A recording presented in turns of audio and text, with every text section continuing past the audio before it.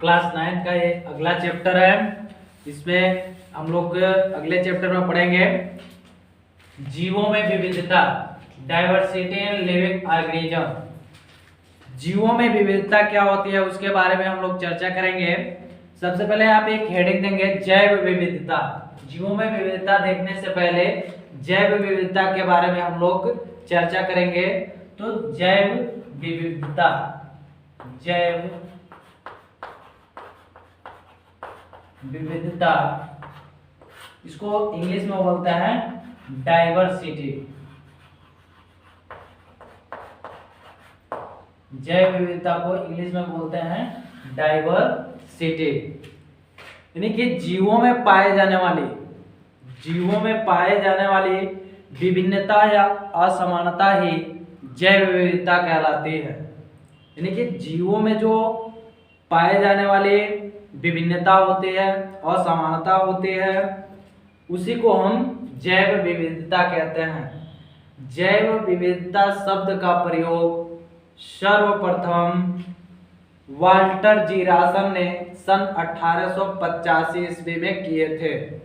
याद रखेंगे, जैव विविधता शब्द का प्रयोग सर्वप्रथम वाल्टर जीरासन ने सन 1885 ईस्वी में किए थे। अब देखेंगे कि जैव विविधता जो होता है ये 3 प्रकार का हो सकता है। जैव विविधता जो होता है 3 प्रकार का हो सकता है।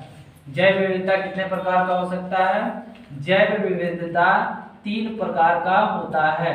तो यहाँ पे आप लिख रहे हैं जैव विविधता 3 प्रकार का होता है। 3 प्रकार का होता है। यहाँ देखेंगे जैव विविधता जो होता है 3 प्रकार के होता है। किस रूप में होता है? तो पहला होता है आपका आनुवांशिकता। आनुवांशिकता, यहाँ पे देखेंगे आनुवांशिकता नहीं, आनुवंशिक विविधता। आनुवंशिक विविधता। दूसरा आपका होता है, दूसरा अगर जो बात करें तो पारितंत्र विविधता। पारितंत्र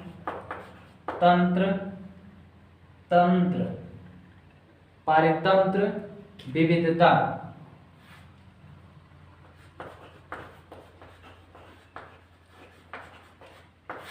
तीसरा अगर जो बात करें तो प्रजातीय।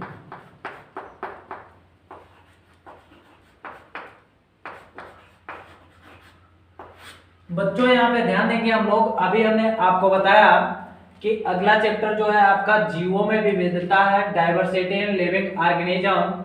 जैव विविधता क्या होता है इसके बारे में हम लोग बात कर रहे हैं।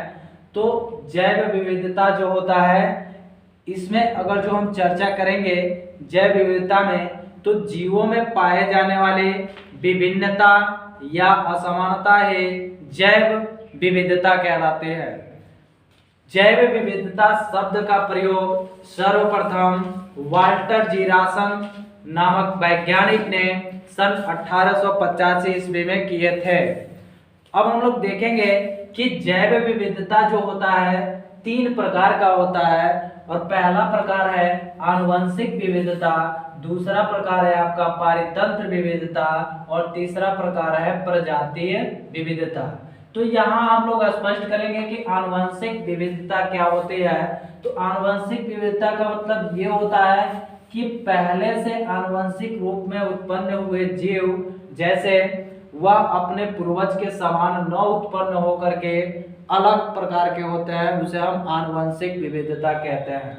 पारितंत्र विविधता, एक जगह पे जो जीव हैं वह किस प्रकार से दिखते हैं और दूसरे जगह पे जीव है वे किस प्रकार से दिखते हैं, उसको पारितंत्र विविधता कहते हैं।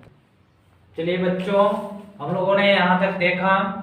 अब इसके बाद से देखते हैं कि जैव विविधता वर्गीकरण का आधार क्या है।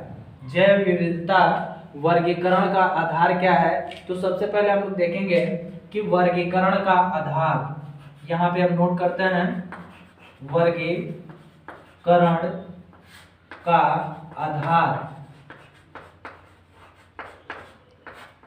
वर्गीकरण का आधार, basis of classification, basis of classification,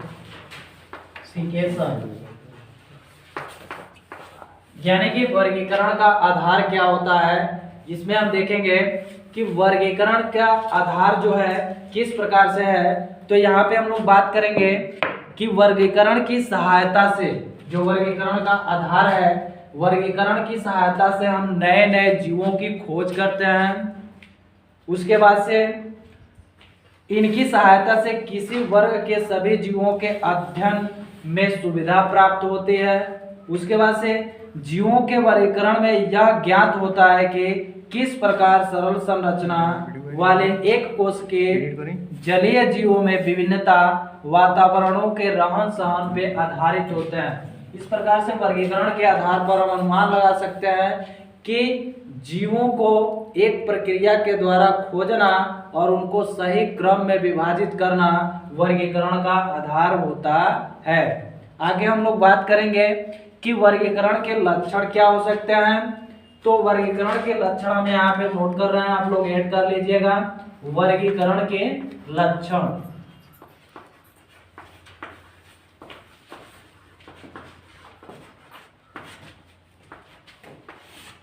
वर्गीकरण के लक्षण में हम लोग देखेंगे कि सजीवों की कुछ विशेष लक्षण होती है जिनके आधार पर उन्हें वर्गीकृत किया जा सकता है। वर्गीकरण के लक्षण से यहाँ पे स्पष्ट आपको हो रहा होगा कि सजीवों के कुछ विशेष लक्षण होते हैं जिनके आधार पर उन्हें हम वर्गीकृत कर सकते हैं, किया जा सकता है। ये लक्षण निम्नलिखित प्रकार के हो सकते हैं। सजीवों में कौन कौन से ऐसे लक्षण हो सकते हैं जिनके आधार पर हम उन्हें वर्गीकृत कर सकते हैं। तो सबसे पहले हम लोग देखेंगे कोशिका संरचना, सेल स्ट्रक्चर। तो यहाँ पे इधर हम इसको मिटा करके लिख दे रहे हैं, इसको नोट करके हम लोग देखते हैं कोशिका संरचना। यानी कि पहला होता है जीवों को वर्गीकरण के जो लक्षण होते हैं उनके आधार पर हम वर्गीकृत कर सकते हैं। तो कोशिका संरचना, कोशिका संरचना,